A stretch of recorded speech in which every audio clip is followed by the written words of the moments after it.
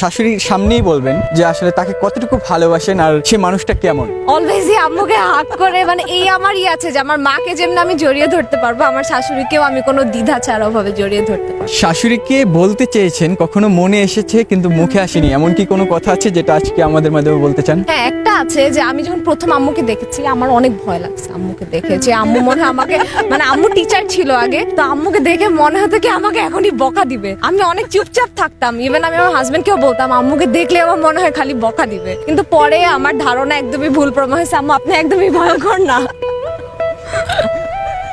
কেমন লাগছে? খুব ভালো, দোয়া করবেন যাতে এরকমই থাকে আমার ছেলের বউ।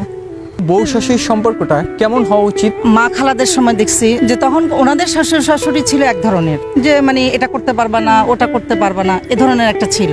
আর আমরা যখন এখন আমাদের সময় দেখছি, আমার শাশুড়ির বেলা দেখছি কিছুটা কমে গেছে জিনিসটা।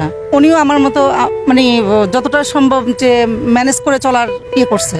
এখন আমি যখন শাশুড়ি হলাম তখন এটা এখন তো একদম বর্তমান জেনারেশনে সবাই দেখি, আমি সবার ঘরে ঘরেই আমি দেখি সবাই মানে নিজের ছেলের মেয়ের মতোই তাকে আগলে রাখে। যেমন আমার ছেলের বউ কে বলে না, চেহারাও আমাদের মিল আছে, সবাই মনে করে আমার বড় মেয়ে, কারণ আমাদের সম্পর্কটা এমনই। আর আমার মেয়ের সাথেও ওর সম্পর্কটা খুবই ভালো। আগে আছে না যে ননদের সাথে ভাইয়ের বউর লাগালাগি করেই থাকে, এই জিনিসটা আমার মধ্যে নাই, আমাদের বাসার মধ্যেই নাই।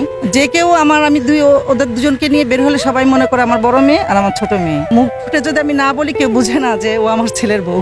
এই যুগে এসেও এত সুন্দর একটা সম্পর্ক কিভাবে গড়ে ওঠা সম্ভব? স্যাক্রিফাইস, যে যত স্যাক্রিফাইস করবে সে তত ভালো থাকবে।